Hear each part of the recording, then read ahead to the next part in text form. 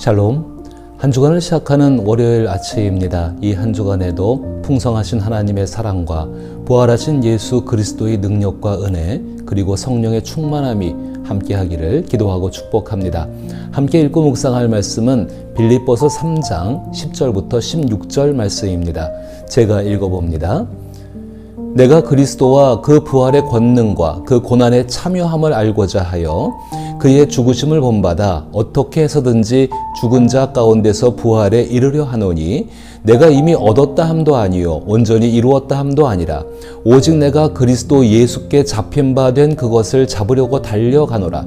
형제들아, 나는 아직 내가 잡은 줄로 여기지 아니하고 오직 한 일, 즉 뒤에 있는 것은 잊어버리고 앞에 있는 것을 잡으려고 표대를 향하여 그리스도 예수 안에서 하나님이 위에서 부르신 부르심의 상을 위하여 달려가노라.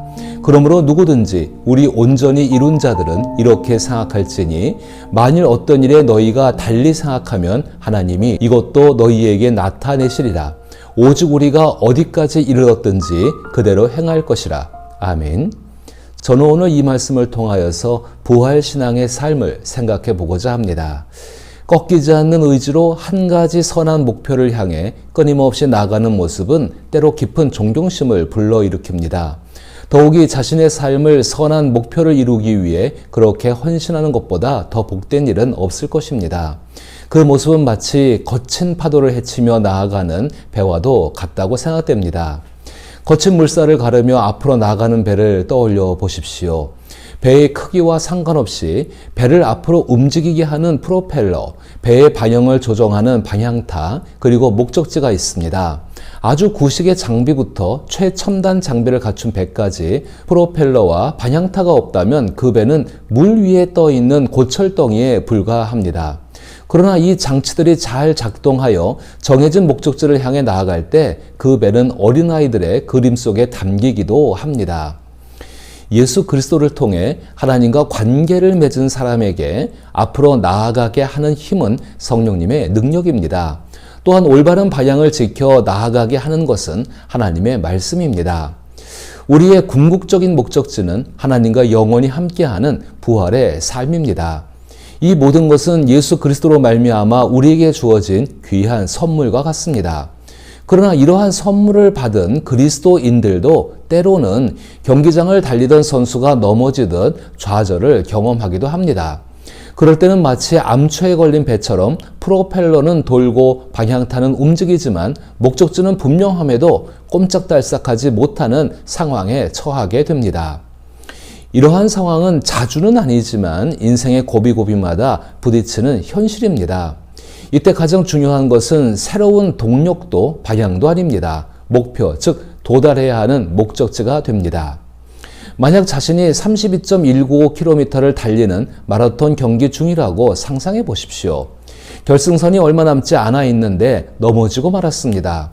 이러할 때 부활의 신앙을 가진 그 그리스도인들에게 주는 격려는 영화나 드라마에서 자주 보이는 불굴의 의지를 지닌 선수가 큰 충격에도 불구하고 벌떡 일어나 초인적인 힘을 발휘해 다시 선두 그룹에 합류하고 결승선을 가장 먼저 통과하는 장면을 떠올려 보라는 것입니다. 하지만 이러한 격려 속에 있는 일들은 현실에서는 그런 일이 좀처럼 일어나지 않습니다. 이것이 우리가 살아가는 현실이라면 우리는 어떻게 해야 할까요? 제 생각에는 대부분의 사람들은 넘어지는 순간 경기에서 탈락했다고 생각하며 희망을 잃을 수도 있다고 봅니다.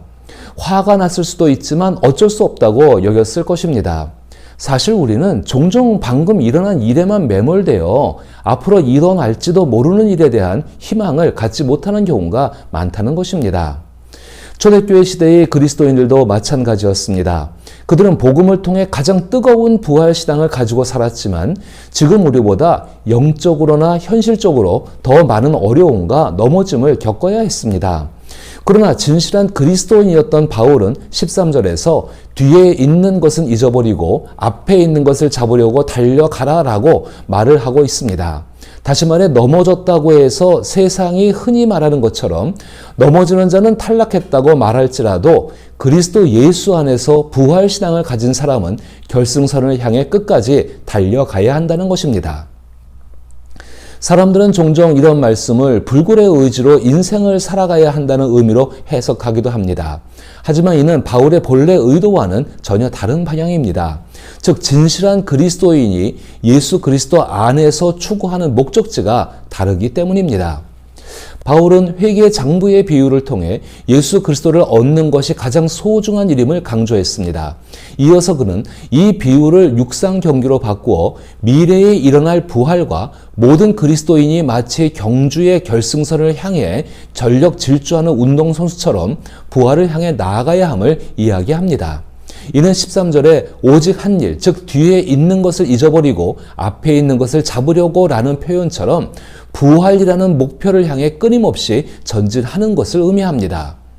사실 이미 예수 그리스도를 통해 약속된 부활이 실제로 나의 것이 되기 위해 달려가는 것이 모든 그리스도인의 궁극적인 목표입니다.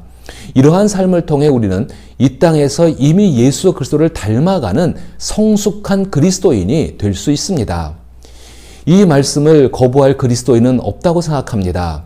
그러나 매 순간 마주하는 현실 속에서 그 목표는 쉽게 왜곡되거나 잊히기 쉽습니다. 그 대표적인 예가 성숙한 그리스도인이 되면 더 이상 나아갈 필요가 없다는 생각입니다. 이는 초대 1세기 교회 때나 지금이나 자신의 기준과 판단으로 자신이 이미 성숙한 그리스도인이 되었고 그로 인해 부활을 얻었다고 오해하는 심각한 착각에서 비롯된 것입니다. 그래서 바울은 빌립보 교회와 우리에게 이미 이르렀다는 생각을 하지 말라고 간절히 권면하고 있는 것입니다. 이해하기 어려울 수도 있지만 그리스도인들은 부활을 기다리는 사람들입니다. 부활은 예수 그리스도와 함께 오는 새 시대에 속한 일입니다. 부활을 기다린다는 것은 하나님께서 예수 그리스도를 통해 완전한 통치를 이루시는 새로운 시대를 기다린다는 것을 의미합니다. 그리스도인들은 그때에 이르러 완전히 성숙한 삶을 살며 그리스도 예수처럼 하나님과 함께 있어도 전혀 손색이 없을 것입니다. 그러나 지금은 그때와 같지 않습니다. 그럼에도 불구하고 부활을 기다리지 않고 이미 온전한 삶을 이 시대에 이룰 수 있다고 생각하는 것은 하나님께서 이루실 진짜 현실과 동떨어진 시각입니다. 이에 대해 바울은 이미 얻었다 하거나 온전히 이루었다 하는 표현을 사용해서 부드럽게 경고하고 있는 것입니다. 왜 바울은 이렇게 부드럽게 경고하고 있는 것일까요? 그것은 1세기 당시나 지금이나 부활이 신앙생활에서 가장 강력한 동기이기 때문입니다. 예수 그리스도를 통해 자신이 부활할 것이라는 확신은 모든 어려움과 실패를 극복할 수 있는 가장 강력한 믿음의 근거입니다. 아직 이르지 않았고 누구도 그러하지 못했다는 말은 그리스도인들이 결코 도달할 수 없는 목표를 향해 달려가고 있다는 마치 희망 고문처럼 들릴 수도 있는 것입니다. 그러나 조금만 더 깊이 생각해보면 실제로 살아있는 사람에게 부활은 목표일 뿐 현실이 될 수 없습니다. 부활의 삶은 단지 신앙 안에서 예수 그리스도를 온전히 닮아가며 성숙해가는 과정을 나타내는 것입니다. 그래서 바울은 진정한 성숙이란 아직 완성에 이르지 못했음을 인정하고 여전히 목표를 향해 꾸준히 나아가야 함을 아는 것이라고 말하고 있는 것입니다. 끝날 때까지 끝난 것이 아니다라는 말처럼 노련한 선수는 경기가 끝날 때까지 결코 승리를 확신하지 않습니다. 앞서 나가고 있다고 해서 방심하거나 쉽게 생각한다면 경기에서 패하는 비참한 결과를 맞이할 수도 있기 때문인 것입니다. 그래서 바울은 15절과 16절에서 다음과 같이 말합니다. 그러므로 누구든지 우리 온전히 이룬 자들은 이렇게 생각할지니 만일 어떤 일에 너희가 달리 생각하면 하나님이 이것도 너희에게 나타내시리라. 오직 우리가 어디까지 이르렀든지 그대로 행할 것이라. 어제의 성숙을 오늘의 성장의 밑거름으로 삼는 것이 다가오는 시대를 준비하는 부활의 삶의 모습입니다. 모든 그리스도인의 궁극적인 목표와 결승선은 14절 말씀처럼 표대를 향하여 그리스도 예수 안에서 하나님께서 위에서 부르신 부름의 상입니다. 마치 우승선수가 받는 은잔이나 메달처럼 거기서 기다리고 있는 그 상은 왕이신 예수님 안에서 위를 향해 부르시는 하나님의 부르심이라는 것입니다. 그러나 많은 사람들이 이것을 단순히 그리스도인이 궁극적으로 가고자 하는 하늘, 즉 천국만 생각하는 경우가 많습니다. 그러나 그것이 전부가 아님을 우리는 반드시 기억해야 합니다. 바울은 빌립보서 4장 20절과 21절에서 다음과 같이 말하고 있습니다. 그러나 우리의 시민권은 하늘에 있는지라 거기서부터 구원하는 자 곧 주 예수 그리스도를 기다리노니 그는 만물을 자기에게 복종하실 수 있는 자의 역사로 우리의 낮은 몸을 자기 영광의 몸의 형체와 같이 변하게 하시리라. 이 두 구절의 핵심은 우리가 하늘로 올라가는 것이 아니라 왕이신 주 예수님께서 하늘에서 땅으로 내려오신다는 점입니다.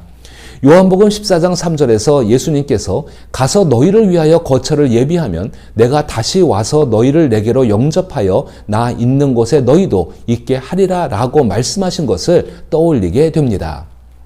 우리가 하늘로 올라가 변화하는 것이 아니라 어제도 살아계시고 오늘도 살아계시며 장차 오실 우리 왕 예수님께서 다시 오셔서 세상을 변화시키시고 우리 몸을 변화시켜 부활과 영광의 몸으로 곧 예수님의 몸과 같이 되게 하시는 것입니다.